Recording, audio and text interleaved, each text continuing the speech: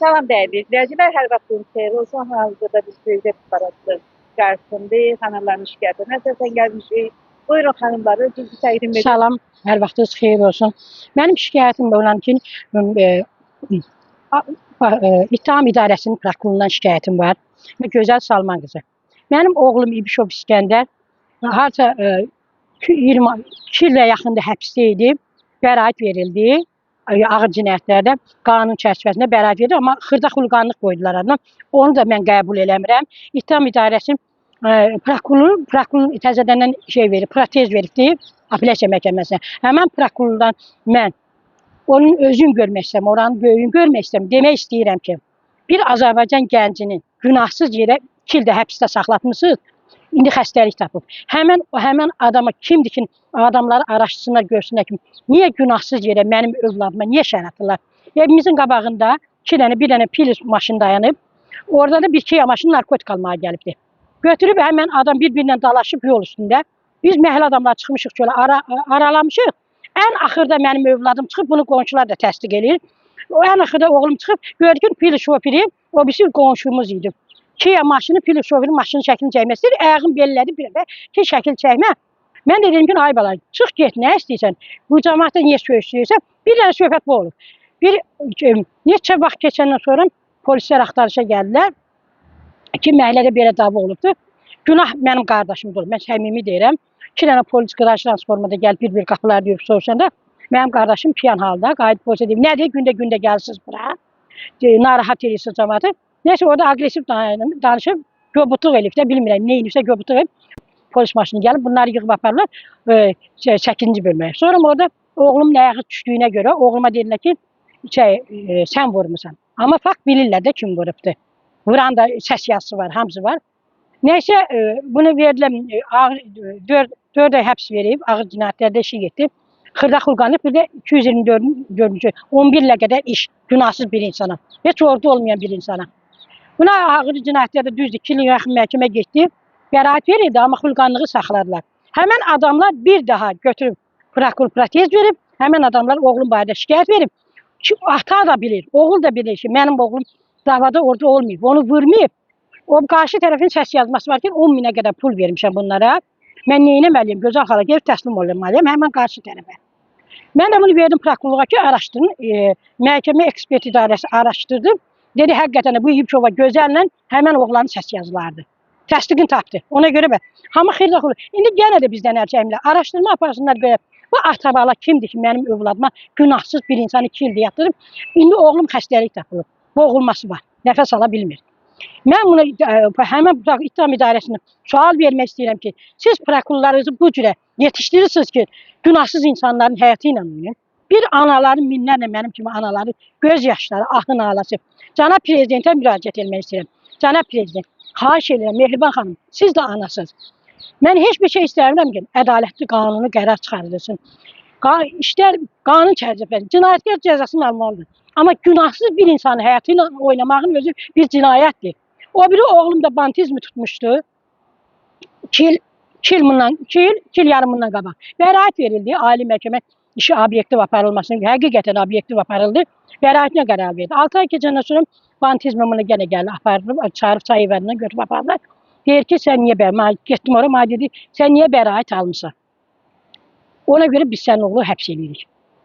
İndi orada da ağırladı oğluma TR1-lə 3'ü 4 il iş oxudular, TR1'ə çevirdilər. 294-cü TR1'ə çevirdilər, 3 il 4 il verdilər. Sonra verdim apellyasiyada da hakim bütün sübutlar istintakla getdi. Sübuta yetirirlər. Mənim oğlum işini saxladı, 6 ay işindən iş verdi. O da Zəki müəllimdir. Özü də universitetdə dərs deyib. Zəki müəllimə müraciət etməliyəm. Sən dərs keçdiyim tələbələrə yalanlar öyrədirsən, Zəki müəllim. Zəki müəllim deyildi, Zəki müəllim Faiq Qəniyev. Siz tələbələrinizə bu cürə dərs verirsiniz, günahsız bir gəncin həyatı ilə, siqaret çəkməyən bir gəncin həyatı ilə oynuyorsunuz. Xahiş edirəm cənab prezident, cənab baş prokuror, Daxili İşlər Naziri, Vilayət Eyvazov, xahiş edirəm sizdən. Bu işləri nəzarətə götürün. Biz anaları başa düşün. Bizim dövlətimizin, biz də dövlətin bir vətəndaşıyıq. Biz də istəmirik bizim dövlətimiz sarsılsın, bizim analarımız göz yaşında olsun, bizim polislərimiz əziyyət çəksin bu şeylə, qanuni işlər aparılsın. Polis kim? Polis də bizim oğlumuz, qardaşımızdır. Xahiş edirəm. Bu ədalətsizliklər ortalıqdan götürülsün. Cənab Mehriban xanım, xahiş edirəm sizdən. Bir xanım kimi, bir ana kimi. Siz də bilirəm ki, siz övlad çox istəyən bir anasınız. Siz də bizi də nəzərə alın ki, bizim övladlarımız, biz bayramı qara bayram kimi keçirdirik. Günahsız yerə övladlarımız şəhərdə edir. Xahiş edirəm bizim bu işlərə ədalətli bir qanuni məhkəmə sədrləri, heç olmaz İmam Kərimov, Apellyasiya Məhkəməsinin sədri, xahiş edirəm, hakimlərinizə ciddi nəzarət gibi götürün. Qanunsuz qərarlar çıxartmasınlar. Yenə deyirəm, cinayətkar cəzasını almalıdır.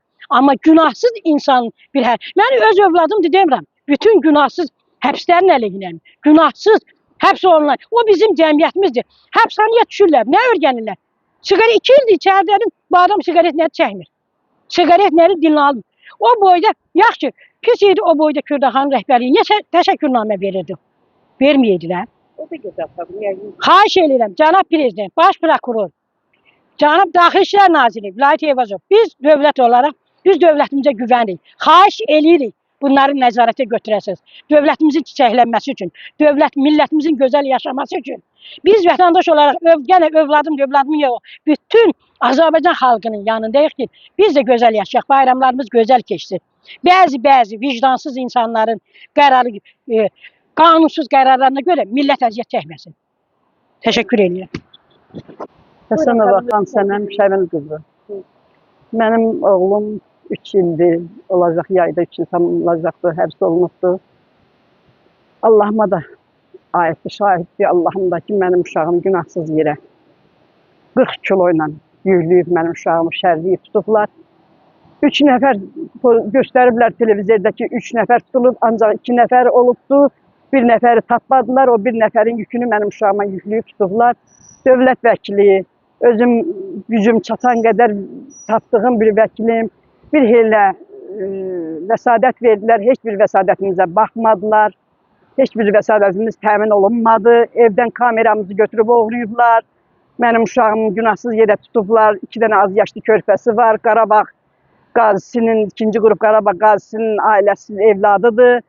Mənim 70 yaşım var. Mən inanın bu yaşımda gedib orada işləyib, zülüm çəkib, qabıyıb. Uşağıma mən büyüm produkt aparıram, sigaret aparıram. Demirəm çəkirdi. Mənim 2015-ci ildə bağlarım yanıb ölmüşdü. Bir gündə üşüməyib götürmüşdüm. Ondan sonra 10 aydan sonra Qazi 2-ci qrup Əlil atası rəhmətə getmişdi. Uşaq da depressiyaya düşmüşdü, çəkirdi çəkməyə. Özü də demişdi orada ki, mən çəkirəm, çəkəniyəm, amma satanı deyiləm.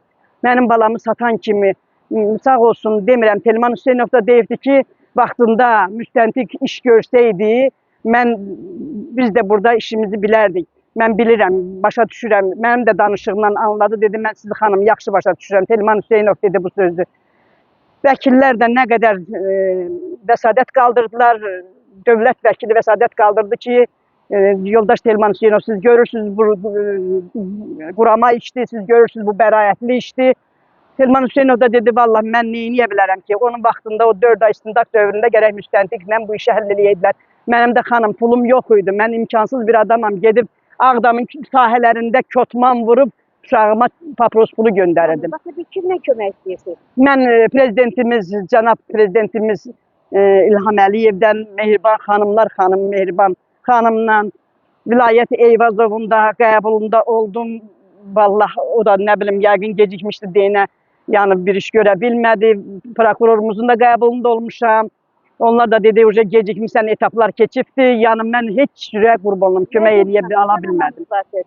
İnşallah, inşallah yəqin ki prezidentimiz Mehriban xanım Əliyeva, İlham Əliyev, Vilayət Eyvazov yenə mənim bu səsimə səs verərlər, mənə kömək eləyərlər. Heç olmasa balamın işini demirəm, mən bilirəm, o əfə düşən deyil. Heç olmasa kömək eləsə, cəzası nədirsə onu versinlər. Ben başına dönüm sən. Oldu değerli izleyiciler, izlediğiniz için teşekkür ederim. Kanalımıza abone olun.